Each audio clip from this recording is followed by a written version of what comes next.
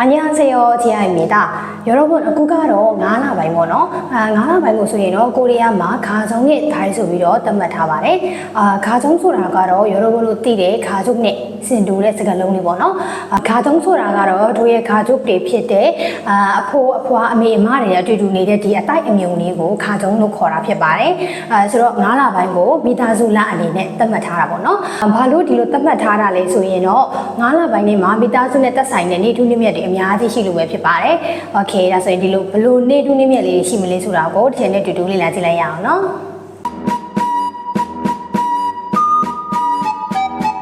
ပထမအဦးဆုံးတစ်ခုကတော့9လပိုင်းတရက်နေ့ခလို့ထားရဲ့နေ့ဖြစ်ပါတယ်။ဒီနေ့ကတော့ရောဘလို့သိတဲ့အတိုင်းပေါ့နော်။မေဒီနေ့အလုပ်သမားနေ့ဖြစ်ပါတယ်။နောက်တစ်ခုကတော့9လပိုင်း9ရက်နေ့အော်ဒီနီနာဖြစ်ပါတယ်ခလေးများနေ့ပေါ့နော်ဒီနေ့မှာဆိုရင်တော့ဒီခလေးတွေကိုမိဘတွေဆွေမျိုးသားချင်းတွေကနေပြီးတော့ဒီလက်ဆောင်ပစ္စည်းတွေပေးကြပါတယ်ခလေးတွေအတွက်ကတော့တကယ်ကိုပျော်စရာကောင်းတဲ့ဒီခရစ်စမတ်လိုနေ့မျိုးပေါ့နော်နောက်တစ်ခုကတော့9လပိုင်း10ရက်နေ့အော်ဘော်အီနာဖြစ်ပါတယ်မိဘများနေ့ပေါ့နော်ဒီနေ့လေးမှာဆိုရင်လည်းပဲတာသမီတွေကဒီမိဘတွေကိုလက်ဆောင်ပစ္စည်းတွေဒီကိုယ်ပိုင်ရေးတဲ့လက်ရေးစာလေးတွေပေးကြပါတယ်အဓိကအဖြစ်တော့ကာနေရှင်းပန်းလေးတွေကိုလက်ဆောင်အနေနဲ့ပေးထားတယ်ပေါ့နော်ဒီကာနေရှင်းပန်းလေးတွေကိုပေးတဲ့အခါမှာလည်းပဲပန်းစည်းအနေနဲ့ပဲဖြစ်ဖြစ်မိဘတွေရဲ့ဒီရင်ဘတ်လေးမှာကိုယ်တိုင်ထိုးပေးပြီးတော့ပဲဖြစ်ဖြစ်ပေးကြပါတယ်နောက်တစ်ခုကတော့ worship ကိုစစ်စင်းငယ်လာတဲ့ဆရာများနေ့ဖြစ်ပါတယ်ဒီနေ့မှာဆိုရင်လည်းပဲဒီဆရာသမားတွေကိုပန်းစည်းလေးတွေလက်ရေးစာလေးတွေလက်ဆောင်ပစ္စည်းလေးတွေပေးကြပါတယ်ပုံမှန်အဖြစ်တော့ဒီဘူတန်းမဖြစ်စေမဲ့အတိတ်ပဲရှိတဲ့ပစ္စည်းသေးလေးတွေကိုပေးကြတာဖြစ်ပါတယ်ကဲနောက်တစ်ခုကတော့ over ishibe ဆုံးညွှန်းတဲ့날အရွယ်ရောက်သူများနေ့ဖြစ်ပါတယ်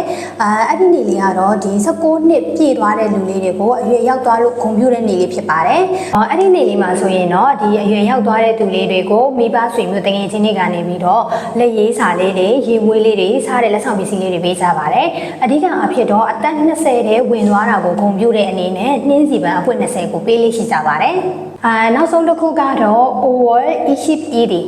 ဘူဘူရဲ့날ဇနီးမောင်နှံများနေ့ဖြစ်ပါတယ်။ဒူရီဟာနာကသွင်းတဲ့날ဆိုတဲ့အဓိပ္ပာယ်နဲ့21ရက်နေ့ကိုဘူဘူရဲ့날ဆိုပြီးတော့သတ်မှတ်ထားတာဖြစ်ပါတယ်။အဲ့ဒီနေ့မှာဆိုရင်တော့ဇနီးမောင်နှံတွေကအပြန်အလှန်လက်ဆောင်တွေပေးပြီးတော့အချိန်ကိုပျော်ပျော်ရွှင်ရွှင်နဲ့အတူတူကုံဆုံးလေးရှိကြပါတယ်။ဟုတ်ကဲ့ဒါဆိုရင်တော့ဒီနေ့ဗီဒီယိုလေးကဒီလောက်ပါပဲ။နောက်ထပ်ဗီဒီယိုတွေမှာလည်းဒီလိုမျိုးစိတ်ဝင်စားစရာအကြောင်းအရာတွေနဲ့ပြန်လာခဲ့ပါမယ်။အန်ညောင်